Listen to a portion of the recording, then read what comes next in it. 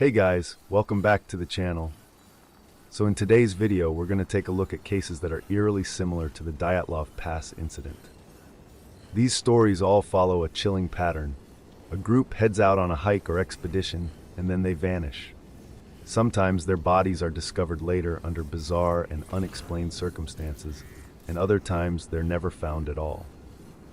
To be clear, I've left out tragedies with clear causes, like the 1990 Flannan Peak disaster, where 47 hikers got caught and died in an avalanche triggered by an earthquake. While tragic, those kinds of events have logical explanations. What we're focusing on today are the truly mysterious disappearances, entire groups, families, and even whole villages that vanished in bizarre and unexplainable ways. If you already know the Dyatlov Pass incident, then you can skip to the second entry. But it's important to include it for context, since the whole video is based on events like it. Alright, with that said, let's jump right in. On January 23, 1959, 10 people got on a train. They were going to the Ural Mountains, deep in the middle of the Soviet Union. Their leader was a man named Igor Dyatlov. There were 8 men and 2 women in the group. They wrote in their group diary during the trip. One of the last things written was, "I wonder what will happen on this hike. Will anything new happen?" The group used many ways to travel. First a train, then a bus, then a truck, then a horse-drawn sleigh.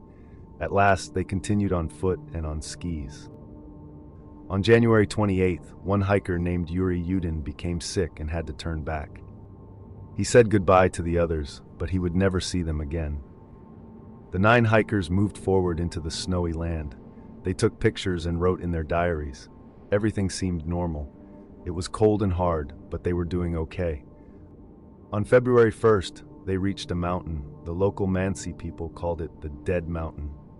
They climbed up and set up their tent on a slope near the top.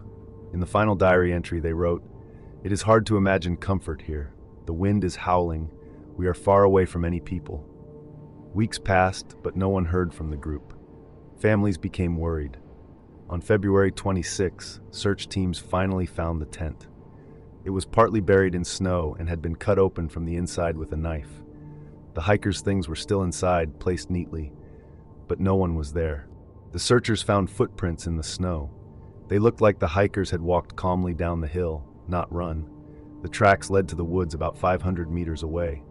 Under a big cedar tree at the edge of the forest, the searchers found the bodies of Yuri Doroshenko and Yuri Krivonishenko.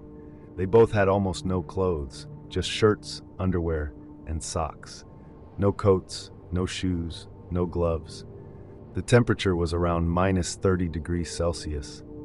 It looked like someone had climbed the tree. Branches were broken high up. Maybe they were trying to look for the tent.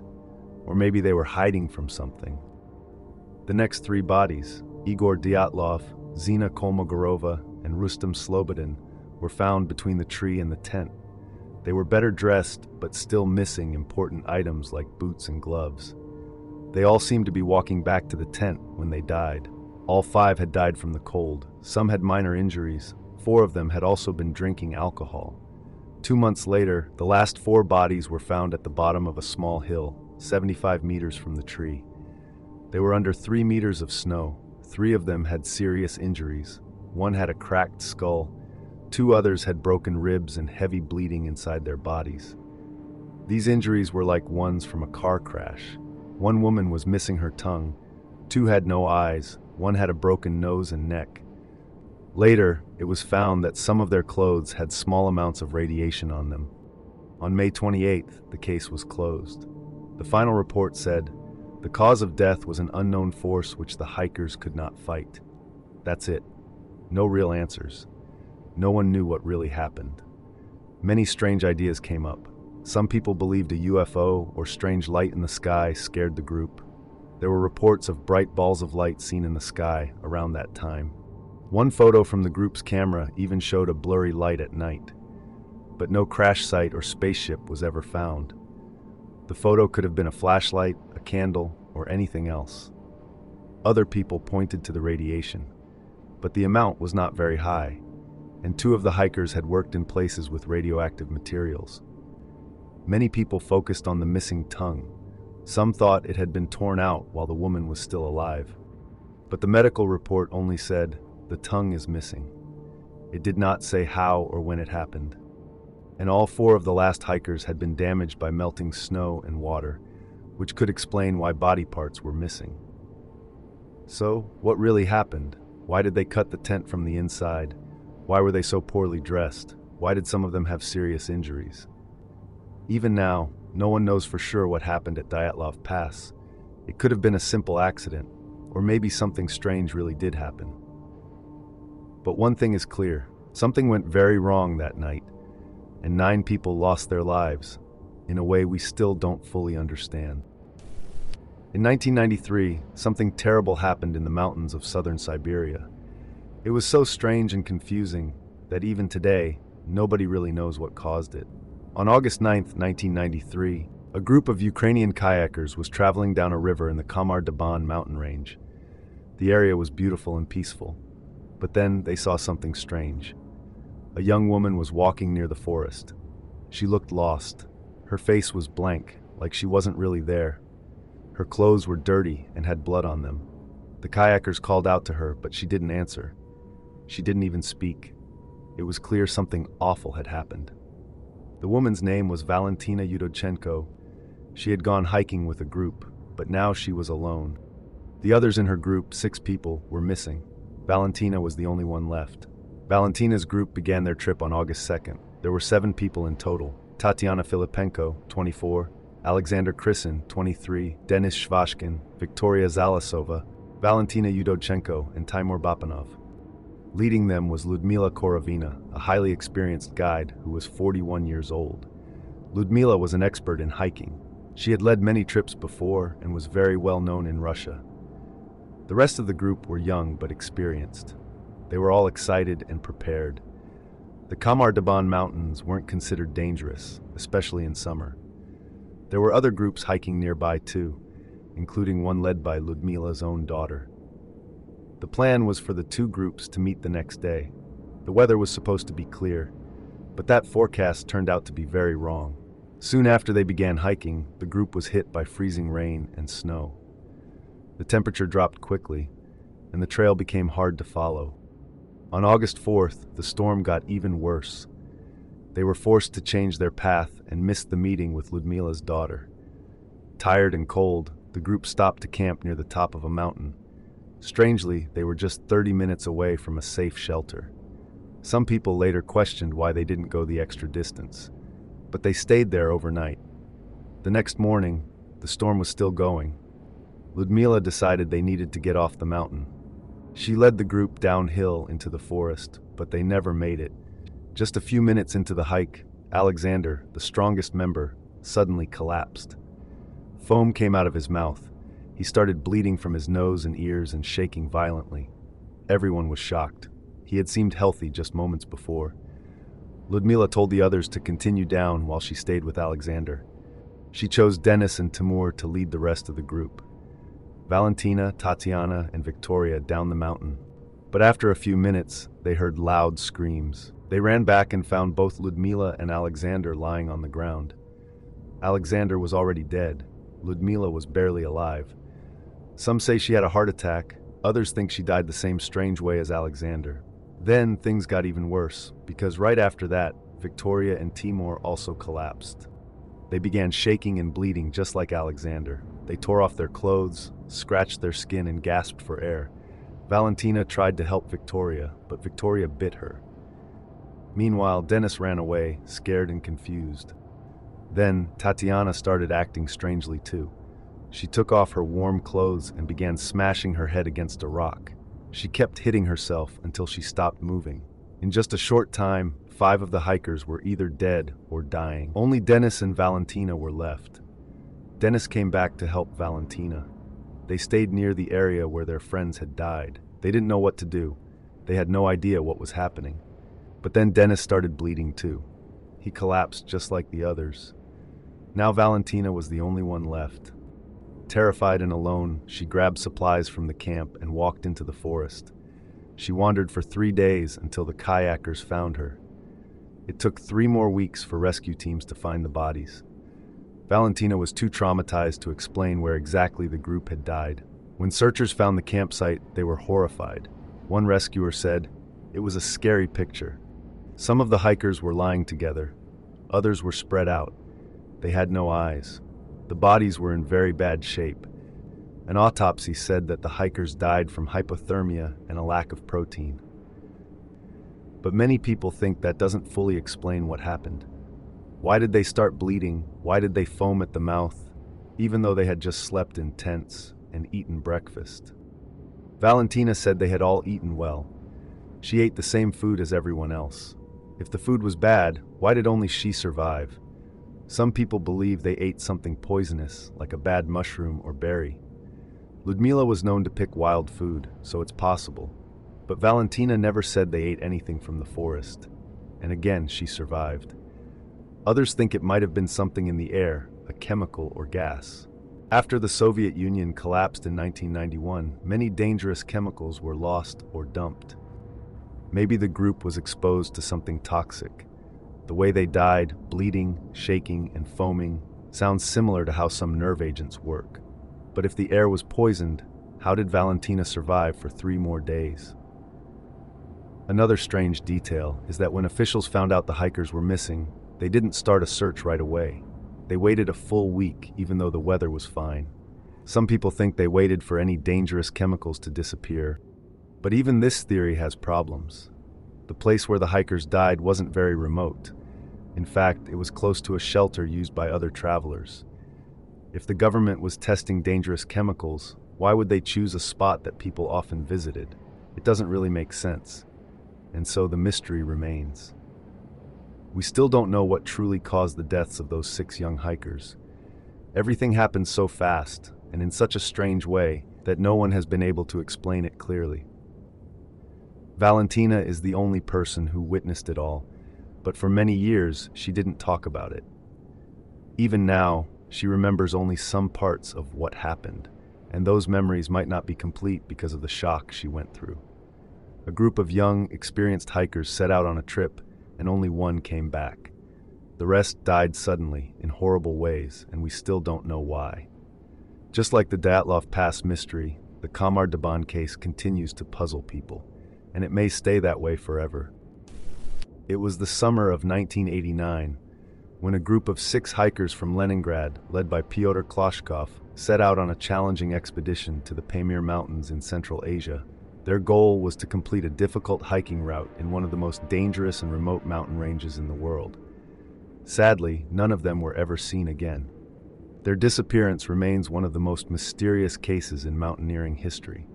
The Pamir Mountains are located in Central Asia, to the north of the Himalayas. They stretch across Tajikistan, China, Afghanistan, and Pakistan, though they don't fully belong to any one country. The area is known for its beauty and danger. The terrain is mostly high mountains with very few roads or villages. This made it a dream destination for experienced Soviet climbers looking for a serious challenge.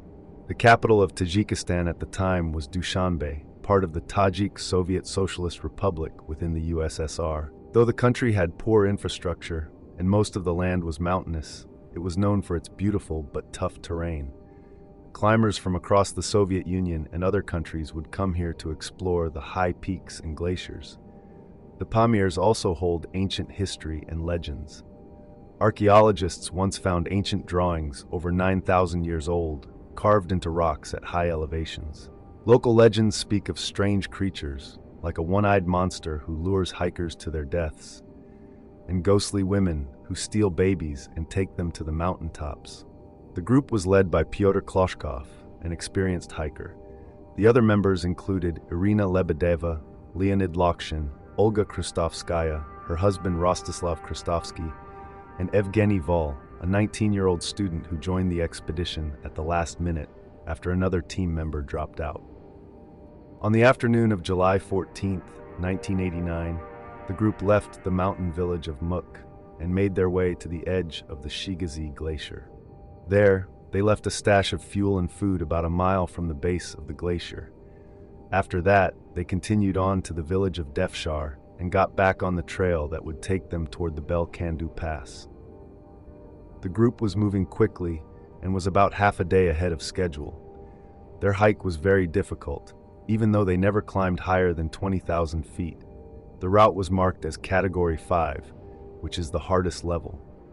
The trail had steep snow and ice with few footholds, so they had to cut steps into the ice to move forward. To avoid carrying heavy loads, they traveled with light backpacks and hid extra supplies and stashes along the way, planning to return and collect them when needed. On July 18, around 4 p.m., they reached Rigi Pass. There, they followed a common hiking tradition by leaving a message in a bottle. Hikers often do this to mark their progress, say hello to others, or give advice to future travelers. In the note, Klochkov mentioned that his group had found a message from another team who had passed through the same area the year before. This could mean that the route was rarely used, since the earlier note had not been found in over a year, or that the note had simply been well hidden. Klochkov's message was discovered only 11 days later, on July 29th, by another hiking group from Gorky. At that time, no one was worried. The group was still not expected to return until August 7th. But when they didn't show up by then, the Leningrad Rescue Service was alerted and a search was started. Search efforts began quickly. By August 8th, helicopters were flying over the area. On August 13th, experienced climbers arrived to help with the ground search. In total, 54 people joined the rescue operation. However, searching the Pamir Mountains is extremely difficult. The region covers more than 125 square miles, with sharp peaks and steep cliffs. Finding people in such terrain is like looking for a needle in a haystack. On August 15th, the search teams found the group's first stash of supplies near the Shigazi Glacier. It hadn't been touched. This was a bad sign. It meant the group had likely gone missing early in the trip, before they even returned to pick up the supplies. If they were injured or trapped somewhere, the harsh weather conditions would have made survival nearly impossible. No other stashes or belongings were ever found. The search lasted for 1 full month, until September 9th, when the rescuers had to give up. They were exhausted, and continuing the search could have risked more lives. Many theories have been suggested over the years. Some say the group may have been climbing Hadirsh Pass around July 20th, a dangerous time. 2 small earthquakes were recorded in the area on July 19 and 21, which could have triggered a deadly avalanche. Evidence of a snowslide was found on a nearby glacier, but the bodies were never recovered. Another theory is that the group could have gotten caught in a violent snowstorm on the Hadirsh Ridge. The strong winds and low visibility could have caused them to fall. Other hiking groups reported terrible weather in the area around the same time. A fall could have buried the group under snow, leaving no visible trace. Even today, no clear weather data exists for that exact location and time, but snowstorms were confirmed in nearby gorges.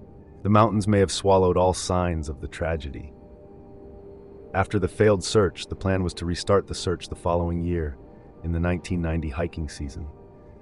Newspapers and magazines reported on the case, and hiking groups from across the country were asked if they had seen anything, any clue, any sign, but nothing was ever found. It was as if the group had simply vanished into thin air. Their friends and families were left with no answers, no closure.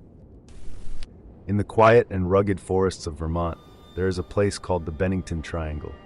It's known not just for its beauty, but for strange and scary stories that have puzzled people for many years. Deep in the woods, near a small town called Bennington, many people have disappeared without a trace. Some say it's bad luck. Others think something more mysterious is going on.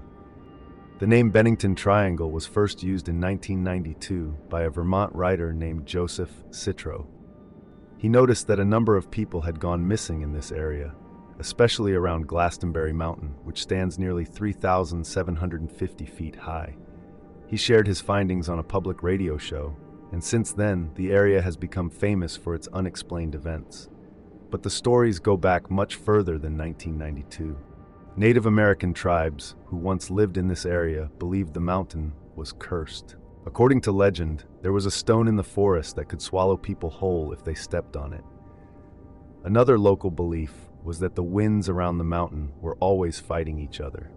These strange wind patterns confused hikers and even caused the trees and plants to grow in weird directions. Even skilled hikers sometimes got lost in these woods. One of the earliest strange events happened in 1897, on the very first day of deer hunting season in Vermont. A man named John Harbour went into the forest with his brother and a friend. Suddenly they heard him cry out, "I've been shot." But when they rushed to help him, he was gone. The next morning they found his body under a tree, but it looked like he hadn't died there. Even stranger, his gun was fully loaded, meaning he didn't use it for himself, and no one knew who had shot him. Years later, in 1943, another man named Carl Herrick disappeared while hunting with his cousin. They got separated in the woods. After 3 days of searching, Carl's body was found. His gun was 70 feet away, and it had not been used. Doctors said something had crushed him so hard that a rib pierced his lung. Large animal tracks were found around his body, possibly from a bear, but many people thought it was a strange way for someone to die. In 1945, a 74-year-old man named Mitty Rivers also went missing. He was hiking with his son-in-law and some others when he decided to take a different path for a short time. He knew the area well and promised to meet them soon, but he never returned. Search teams looked for weeks and found nothing but a single rifle cartridge. A year later, in 1946, one of the most well-known cases happened. Paula Weldon, a 19-year-old college student from Bennington College, went for a solo hike on a Sunday afternoon. She wore a red coat and jeans and started her walk around 2:45 p.m. A man gave her a ride close to the trail, and others saw her walking toward it around 3:45 p.m. just before sunset. People warned her that it was getting dark and cold, but she continued anyway. That night, when she didn't return, her roommate got worried. The next day, her college contacted her parents. Search efforts began, including police from several states and even a reward for information. But Paula was never found, and no trace of her was ever discovered. Then in 1949, another mystery occurred. James Tedford, an older man who lived at a nearby soldier's home, was returning from a trip by bus. Other passengers saw him on the bus shortly before it reached Bennington. But when the bus arrived, he was gone. No one saw him get off, and no one ever saw him again. His case wasn't reported right away because people assumed he had changed his plans. But when he didn't come home, it became clear something strange had happened. In 1950, an 8-year-old boy named Paul Jepson vanished. His mother left him alone in a truck for a few minutes while she fed pigs nearby. When she returned, Paul was gone. He had been wearing a bright red jacket, just like Paula. Dogs followed his scent to the same area where Paula had last been seen, but then the trail disappeared. His father later said Paul had often talked about wanting to explore the mountains. That same month, another person vanished. This time, a woman named Frida Langer. She had gone hiking with her cousin, but fell into a stream. She told him she was going back to their campsite to change clothes and would return shortly. But she never came back. Search teams scoured the area for weeks and found nothing. Then, months later, her body was found only 3 miles from where she had fallen. Strangely, that area had already been searched. Because so much time had passed, it was impossible to know how she died. These 5 disappearances, from 1945 to 1950, all happened in the last months of the year, usually between 3 and 5 p.m. 2 of the missing people were wearing red jackets. Some people blamed a serial killer, but the victims were all very different in age and gender. Others think they got lost because of bad weather or the strange winds. It's also possible that they fell into old wells or hidden caves. Some even believe in more out there ideas, like alien abductions or a mysterious creature living in the woods. In more recent years, odd events have continued. In 1981, 3 hunters went missing in the area. In 2008, Robert Singley, a music teacher from Bennington College, got lost while hiking. He had no map or compass, and fog covered the forest. He spent a terrifying night alone, saying the tree he slept under gave him a creepy feeling and that everything around him felt strange and unfamiliar. Thankfully, he was found the next day. In 2019, a woman named Jessica Hildenbrandt, who went by the nickname Red, was found dead in a gravel pit inside the triangle. Her identity was confirmed by DNA a year later. A man named Devin Moffat was charged with her murder. 2 years later, a man named Joseph Schoenig was found dead in his red truck and had been missing for 2 weeks. Even though many years have passed, the Bennington Triangle is still known as a place of mystery. Anjikuni Lake is found in the Kivavalik region of Nunavut, Canada. It is one of many lakes along the Kazan River. This area is located in the central part of Canada, about 1,500 miles northwest of Ottawa, the country's capital. It is a very remote and quiet place, with fewer than 2 people living per square mile. For thousands of years, this cold land was home to the Caribou Inuit and Chippewayan people. They were drawn to the area because there was a lot of wildlife, even though the weather was harsh. At first, the Inuit did not live there all year. They came during certain seasons and returned to the coast for winter. This made sense, as the average temperature was about minus 10 degrees Celsius and could drop as low as minus 25 degrees Celsius. In the 1700s, many of the Dene people moved away from the area, though the Inuit started living there more permanently. Many people think of the Inuit as only living in the Arctic parts of Canada, but they are part of a bigger group that stretches from the Bering Sea through Alaska and all the way to Greenland. They have passed down many stories and legends through the years. One famous hero is Kivak, who is said to have brought fish to the land and caused the land to have few trees. Another is Sedna, the sea goddess who became the keeper of sea animals after she was thrown into the ocean. But not all the legends are friendly. Some tell of evil creatures like the Kalupiluit, strange human-like beings that live in the water and pull people under. Others speak of shadow people called the Takarak, who hide in the dark. There are also stories of the Ijirak, shapeshifters who turn into Arctic animals but have red eyes that give them away. One of the scariest legends is the Mahaha, a demon that laughs as it tickles its victims to death. Whether these stories were made to teach lessons or were truly believed is unknown, but they are a big part of Inuit culture. Now, let's talk about the strange story that happened in November 1930. Deep in the Canadian wilderness, near Anjikuni Lake, an entire Inuit village reportedly vanished without a trace. This story begins with a man named Joe LaBelle, a trapper who often traveled through the area. He knew the people of this small village, about 25 men, women, and children, and they were always kind to him. One very cold day, Joe was looking for shelter and headed toward the village. He expected to find warmth and company, but instead he found something strange. When Joe arrived, the village was completely silent. Normally, there would be people moving around, dogs barking, and fires burning, but now there was only cold wind and silence. He called out, but no one answered. He saw tents and huts, but they were empty. Some sled dogs were still there, but many had died from hunger. This was odd because the Inuit always cared for their animals. Joe looked inside the tents. He found warm clothes, boots, tools, and even food still left behind. He even found a rifle that was so rusty, it looked like it had been sitting for months. It seemed like the people had left suddenly but expected to return, yet they never did. Even stranger, Joe found a disturbed grave. It had been opened, but he didn't know when or why. There was no sign of a struggle or violence, no blood, and nothing was stolen. Everything just looked abandoned, as if the people had disappeared into thin air. Joe was deeply disturbed. He had been traveling alone in the wilderness for years, but he said this place gave him a terrible feeling. He thought of Inuit legends, especially of Tongassuk, a spirit with a scary face and long tusks said to come from the sky. Some Inuit believed Tongassuk could take people away. Joe remembered that the villagers often wore charms to protect themselves from evil spirits. Too scared to stay, Joe fed the remaining dogs, then traveled 500 miles to the nearest Royal Canadian Mounted Police post in Churchill to report what he had seen. The police went to the village and confirmed Joe's story, but they couldn't find any clues or answers either. Their only guess was that maybe a snowstorm caused the people to die while hunting. But this didn't explain why the women and children were gone too. There were also rumors that a young boy showed up in a different Inuit camp.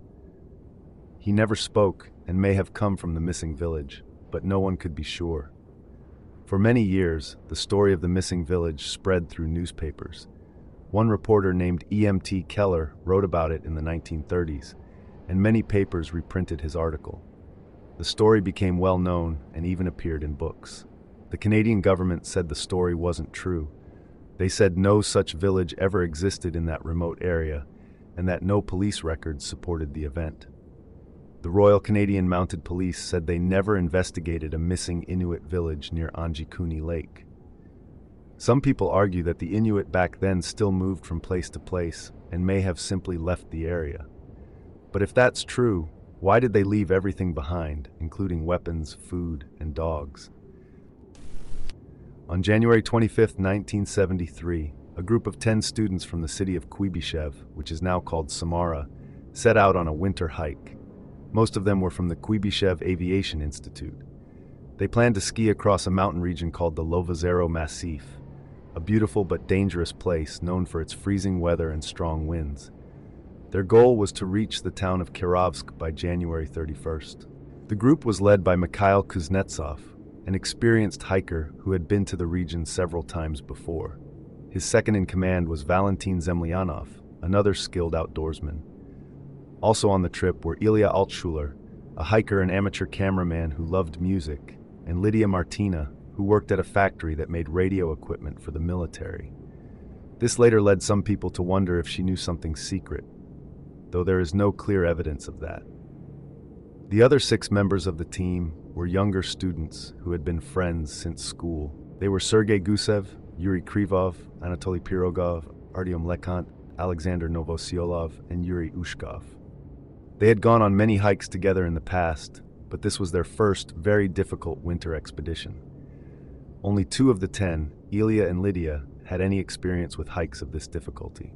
The group took a train from Moscow to Olenya station, then a bus to a small town called Revda. From there, they began skiing toward the mountains on January 25th. The next day, January 26th, they passed some frozen lakes and stopped in the forest for lunch. It was one of the hikers' birthdays, so they tried to enjoy the moment. But instead of stopping for the night afterward, the group decided to keep moving into a deeper part of the mountains called the Kitkuay River Valley. No one knows exactly why they made that choice. Their diaries gave no explanation, and there didn't seem to be any reason to rush. By January 27th, the weather got worse. The group climbed up to a high, flat area where the wind was stronger and there was no shelter. A fierce blizzard hit them. Snow flew through the air, the wind was so strong it knocked people down, and the cold was becoming deadly. Temperature and the air pressure dropped sharply. It was the beginning of an Arctic storm. In nearby villages, people were warned to stay indoors. But the student hikers had already left before these warnings were issued. They were now stuck out in the open in one of the worst storms that region had seen in years. The next day, another student hiking group from the Moscow Aviation Institute, led by Viktor Samodelov, arrived at the same area. There they found a horrifying sight. Lying frozen in the snow were 5 young men, Mikhail Kuznetsov, Yuri Krivov, Anatoly Pirogov, Sergei Gusev, and Yuri Ushkov. Their bodies were still partly visible through the blowing snow. The group took pictures and gathered Mikhail's documents before heading to Kirovsk to report what they had found. Due to the weather, search and rescue teams were not able to start working right away. On February 2nd, a helicopter finally dropped off rescuers and a government investigator. One of them was Vladimir Borzenkov, a leader of a hiking club in Moscow, who knew several of the victims. The team couldn't land at the exact site, so they used a nearby village called Pancha as their base. On February 6th, the rescue team reached the spot and again found the bodies of Kuznetsov, Krivov, Gusev, and Ushkov. Kuznetsov was still holding part of a tent, suggesting he had tried to protect the others. In late February, the bodies of Zemlyanov and Lekhant were found about 2 miles away from the others. It looked like they had tried to go for help, but collapsed from the cold. In March, the bodies of Lydia Martina and Alexander Novosiolov were found hidden behind rocks. They were fully covered in snow. When a helicopter flew over, the wind from its blades blew the snow away, revealing an arm. Novosiolov had given all his warm clothes to Lydia, and he was found wearing only a shirt. Finally, on June 1st, the body of Ilya Altshuler was found after the snow melted. He had been dressed warmly but had no gloves. He was lying face down in the snow, facing back toward where the tent had been, as if he had tried to return but died on the way. The official cause of death for all 10 hikers was hypothermia, or freezing to death. It's believed that the group split up, with some trying to go for help while others stayed behind under a tarp. But the storm was too strong, and none of them survived. Searchers used mine detectors and even brought in a police dog, but the rocky ground injured the dog's paws and it had to be sent back. Some people believed the military was keeping secrets about the search, but Borzenkov said there was no mystery. The army was only helping with supplies and transportation. Still, some details caused doubt. Some of the bodies were found with strange injuries. Their skin had turned very dark, and 1 or 2 may have been missing their eyes. One of the hikers, Sergei Gusev, had stopped wearing his watch at exactly 1 a.m. Other watches stopped at different times, suggesting they died at different moments during the night.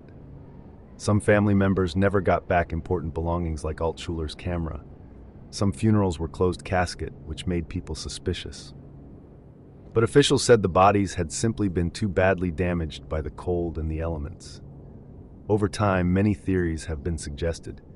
Some say the group was caught in a secret military test, such as a rocket launch, chemical spray, or even radiation. Others believe they walked into a magnetic zone that affected their minds, caused confusion, or made them go mad. Some say it was a sacred place to the local Sami people, and the hikers may have disturbed something. There are even people who suggest it was something stranger, like a yeti, aliens, or supernatural forces. There is also a scientific explanation called Arctic hysteria, a rare condition that causes anxiety, confusion, and even hallucinations during long polar nights. Some people point to simple human errors. The group started too late in the day, took a harder northern route, and split up in a storm. They also included a difficult mountain pass in a hike rated at an easier level, which may have been a mistake. Finally, 4 experienced hikers who were supposed to join the group dropped out at the last minute, and no one told the authorities. The tragedy was not widely talked about in Soviet times. Only one short article came out in a tourist magazine in 1973. It said nothing about how the students had died. The KGB banned news of the event, likely to avoid public panic. Even now, very little official information remains. Some people believe the files were lost, hidden, or destroyed. Today, a stone monument stands near the spot where the hikers died. It shows their names and the date of January 28th, but no one knows the exact day they died. This story starts in Yuba City, California in 1978. There were 5 young men who were best friends. They did almost everything together and were known in the community as kind and friendly. All 5 of them had either mild learning disabilities or mental health conditions, but they were all able to take care of themselves and live normal lives. Jack was shy around strangers but opened up around his close friends. He was funny and kind. Ted was like a big brother to Jack. He would even make phone calls for Jack if he was too nervous to do it himself. Bill was very religious and loved reading Christian books at the library. Jack had been in the army, but he was released due to a low IQ score. He had a driver's license and loved driving his white and turquoise 1969 Mercury Montego.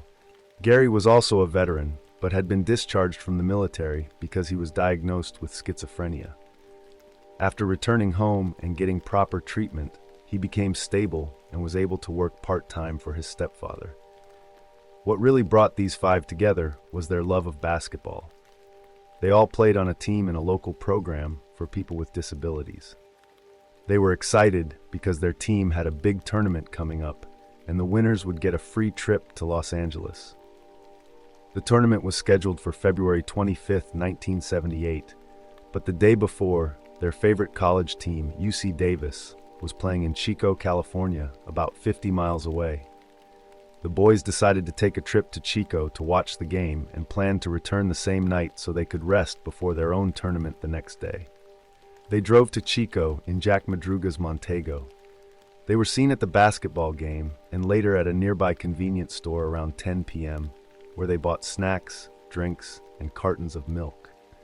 The shop owner remembered them clearly because they came in just before he was about to close, and he had to wait for them to finish shopping. That was the last time anyone ever saw the group alive. That night, the boys didn't come home. Their families stayed up waiting, but no one showed up. It was very strange because the boys were usually very responsible and had been looking forward to their tournament for weeks. The next morning, when the families still hadn't heard anything, they called the police. The main officer in charge was Lieutenant Lance Ayers, who had actually gone to high school with Ted Weir, so he felt personally connected to the case and was determined to find them. After several days of searching, the police found Jack Madruga's Montego car, but it was 70 miles away from Chico, up a remote, snowy dirt road in the mountains. The location made no sense. The road was rough and steep, but the car wasn't damaged and it had gas in the tank.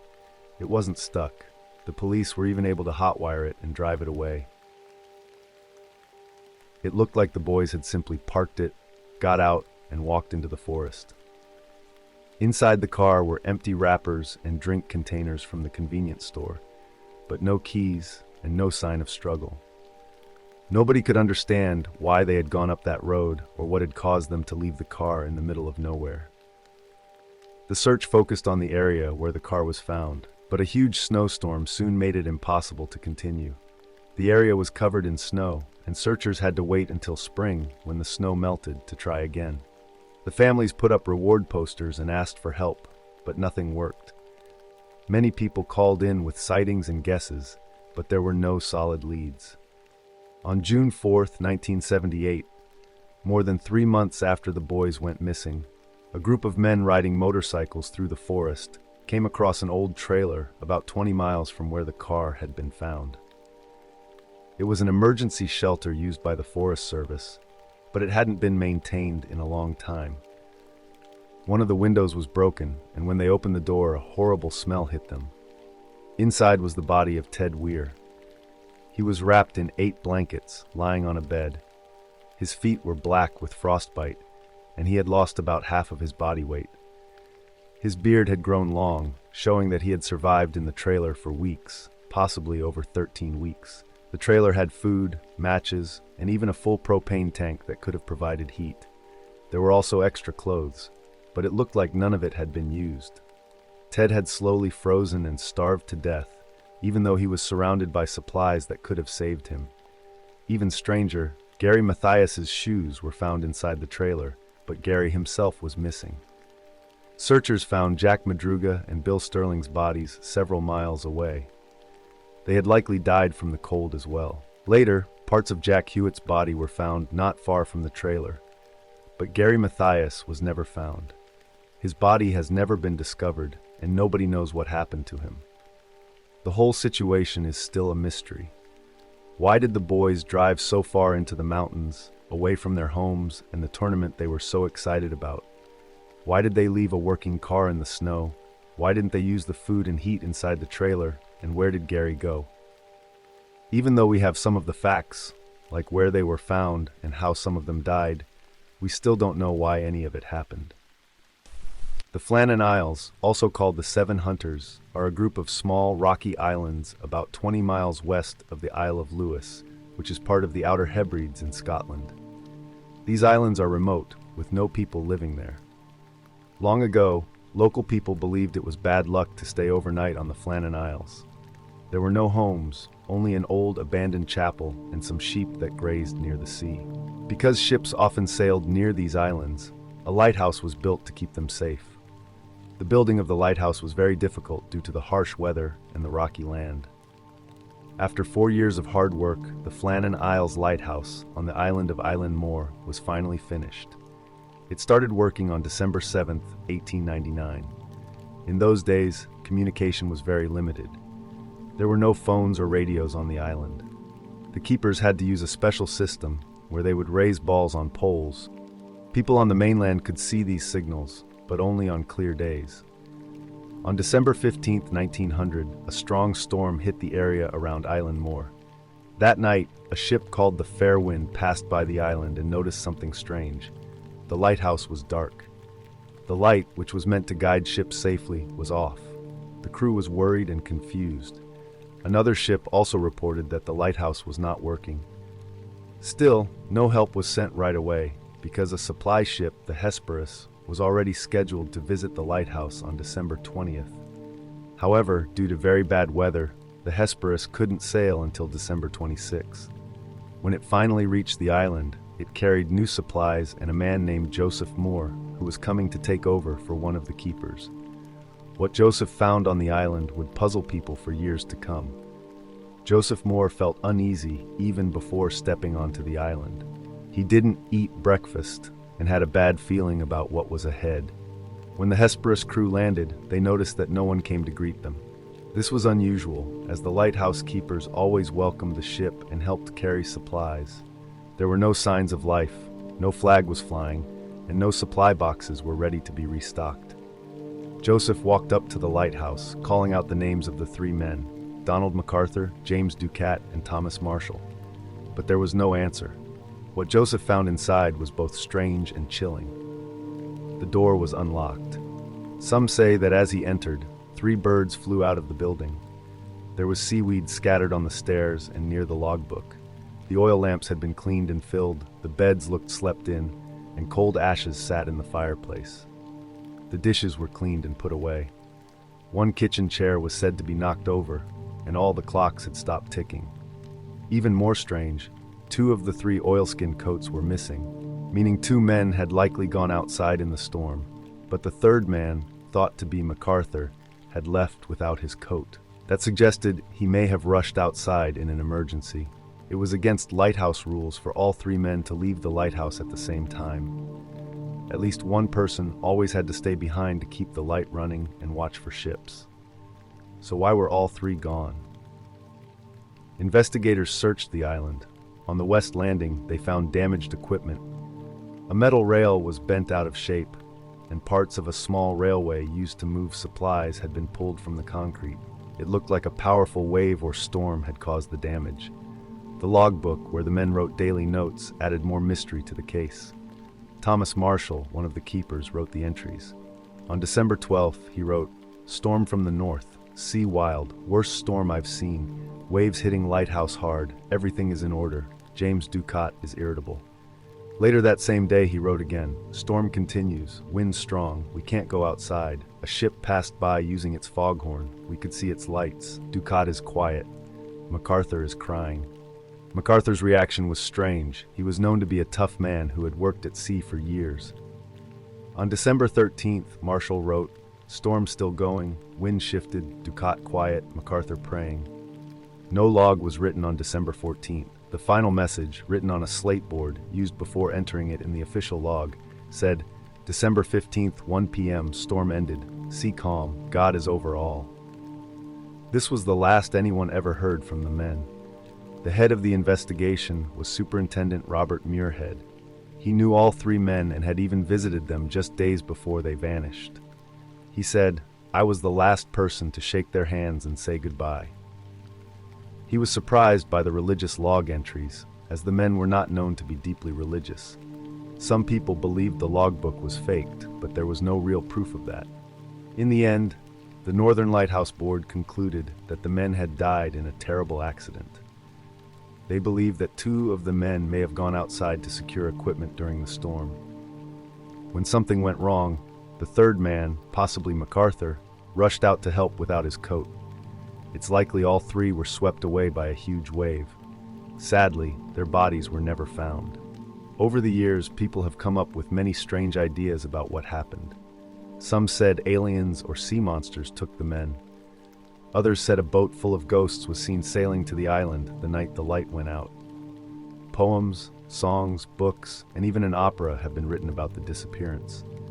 Since 1971, the Flannan Isles Lighthouse has been automated, meaning no one needs to live there anymore. The light still shines, but the building stands empty. Only the wind, the sea, and the memory of the missing keepers remain. On the morning of August 16, 1942, at exactly 6:03 a.m., a U.S. Navy blimp named L-8 took off from Treasure Island in San Francisco Bay.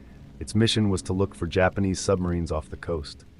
At that time, World War II was happening, and America was watching the Pacific Ocean very closely. The L-8 carried 2 depth charges. These were big underwater bombs meant to destroy submarines if any were found. The weather that morning was mostly calm. There were light winds, clouds in the sky, and the air was clear enough to see about 3 to 5 miles ahead. The blimp had 2 men on board. One was Lieutenant Ernest DeWitt Cody, who was 28 years old. The other was Ensign Charles Ellis Adams, who was 38. Both were experienced Navy officers. Cody had been flying for several years and was seen as one of the best pilots in his group. Adams had 20 years of experience with airships and had helped rescue people from the famous Hindenburg crash in 1937. The L-8 had originally been built by the Goodyear Company to advertise their brand. But when the war started, the Navy took control of it and other similar blimps to help with submarine patrols. Blimps like L-8 could stay in the air for a long time and were perfect for watching the ocean. The L-8 was 150 feet long and filled with helium to keep it floating. It officially became part of the Navy in March 1942. It had flown over 1,000 times with no major problems. Just 4 days before this flight, it had been checked and was in great shape. In fact, the L-8 had already played a role in history. In April 1942, with Cody flying it, the blimp delivered important airplane parts to the USS Hornet. These parts were for bombers that were later used in the Doolittle Raid, the first U.S. air attack on Tokyo during the war. On August 16th, the blimp's mission was to last about 4 hours. It was supposed to fly 30 miles west to the Farallon Islands, then north to Point Reyes, then south to Montera Beach, and finally return to Treasure Island. It was expected to be back by 10:30 a.m. At 7:38 a.m., about an hour and a half into the flight, Cody radioed in their location, 4 miles east of the Farallon Islands. 4 minutes later, he sent another message. He said they had found an oil slick on the water and were checking it out. This was important because oil on the water might mean a submarine was nearby. The L-8 was then seen by 2 ships, a cargo ship called the Albert Gallatin and a fishing boat named the Daisy Gray. The blimp circled above the area for over an hour and even dropped down to about 30 feet above the water. The people on the Daisy Gray thought the blimp might be about to drop its depth charges, but it didn't drop anything. Around 9 a.m., the blimp started to move away. Everything looked normal. The crew seemed to be in control. But then the Navy became worried. There had been no more messages from the blimp since they reported the oil slick.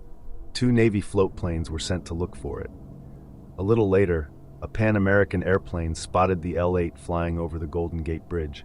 Then one of the Navy planes also saw it. Both times the blimp looked fine.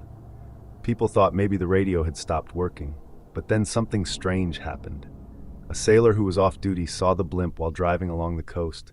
He noticed it looked bent in the middle, and he even took a photo. At 11:15 a.m., a person relaxing at Ocean Beach saw the blimp drifting slowly toward shore. It was only about 50 feet above the water. It looked like it was sagging in the middle, and the engines weren't running. The blimp eventually came down on the beach. It dragged across the sand until it hit a small hill. This caused one of the 2 depth charges to fall off and roll away. The blimp then became lighter and floated back up, drifting inland. Many people on the ground saw the blimp. Some said they could see people inside.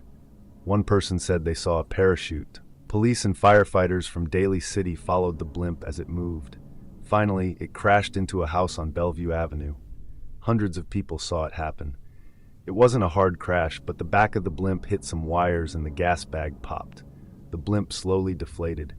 A volunteer firefighter rushed over to help, but when he looked inside the control cabin, it was empty. The door was open, but no one was there. Search teams looked for the missing men. They searched the path from the beach to the crash site. They found the missing depth charge, but there was no sign of Cody or Adams. The blimp itself was in good shape. Its engines worked. The radio worked. A briefcase with secret codes was still there. 2 parachutes were also still inside. One of the crew's hats was still on the seat near the controls. The life raft was still there too. 2 life jackets were missing. But that made sense because it was Navy rule that both crew members had to wear them while flying over water. So it seemed like they had been wearing the jackets when they disappeared.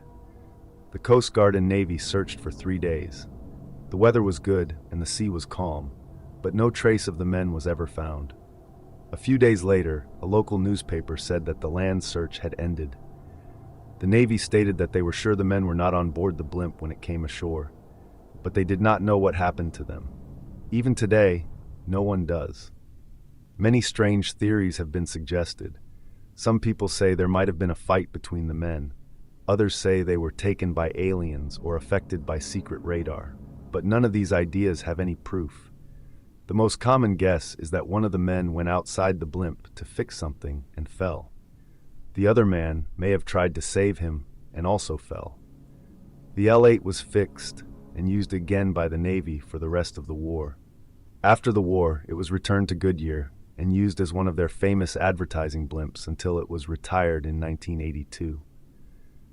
A year after the strange event, the Navy officially declared Cody and Adams dead. But how they disappeared remains a mystery to this day.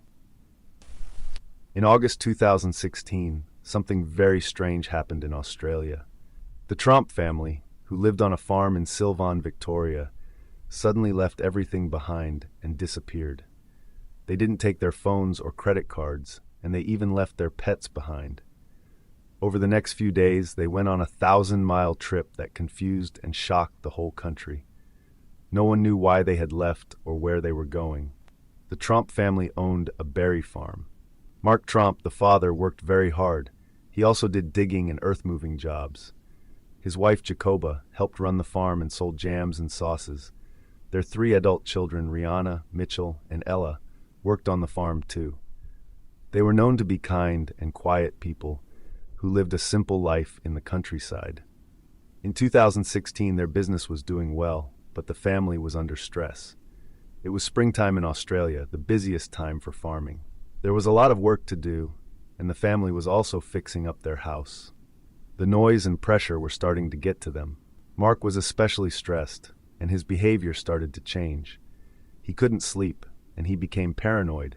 He thought someone was trying to hurt his family or steal from them. Jacoba started to believe these fears too. The children noticed something was wrong, but they were busy working and didn't ask many questions. The mood in the house grew tense and strange. Mark and Jacoba began to look through all their financial records over and over again. They seemed very worried, even though nothing was actually wrong with their money. On August 29th, everything came to a breaking point. The whole family suddenly got in their silver car and drove away from the farm. They didn't lock the doors. They left all their phones, credit cards, and IDs behind. They even left the keys in their other cars. It looked like they had left in a big hurry. Mitchell managed to hide his phone and bring it with him. But when the others found out, they made him throw it out the window. The family was very scared. They believed they were in danger and didn't want anyone to track them. They drove 20 miles to Warburton and then continued east, heading toward the mountains. Mitchell stayed calm and went along with them, but he didn't believe in the danger. He thought maybe they could stop and talk things through later. But as the drive went on, things got worse. They reached Bathurst, about 500 miles away, and Mitchell decided he'd had enough. He told the family he wasn't going any further. He left and made his way to Sydney, planning to go home from there. The rest of the family, Mark, Jacoba, Rihanna, and Ella, kept driving. They turned southeast and went toward the Jenolan Caves in the Blue Mountains. By now they were very tired and scared. No one was thinking clearly. At the caves, something happened.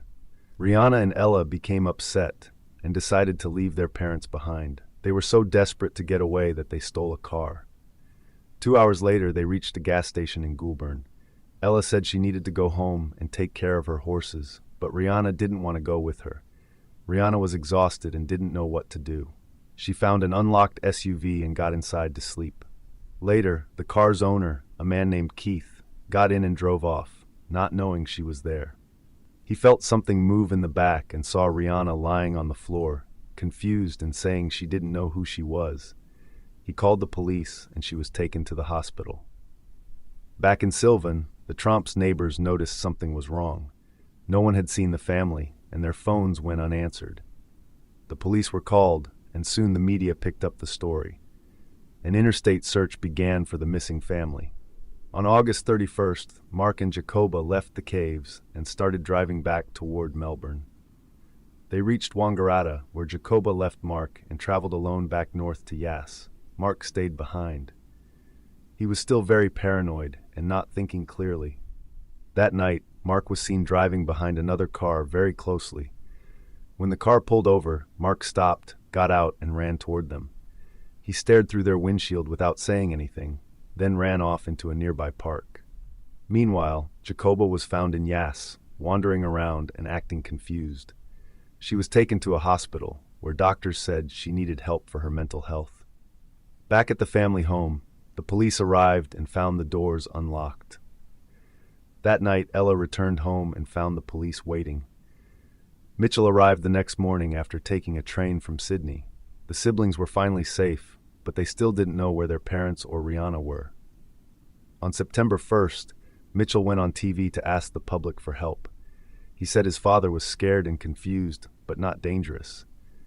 On September 3rd, 6 days after the family had vanished, Mark was found running along a road near Wangaratta Airport. Police picked him up, and after checking his mental health, they released him into the care of his brother, who was a police officer. Mark seemed to have calmed down and even gave a public apology. He said his family had been through a very hard time and asked for privacy. He also thanked the police and doctors who helped them.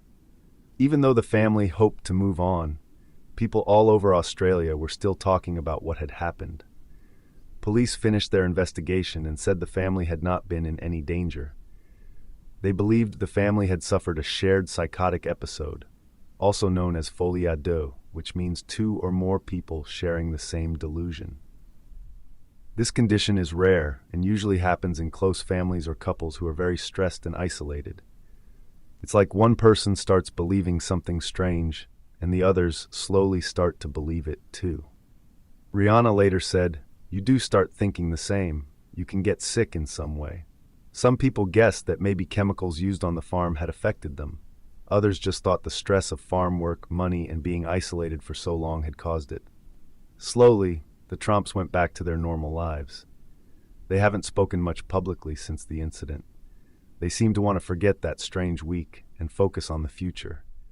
What really happened to the Tromp family may never be fully known.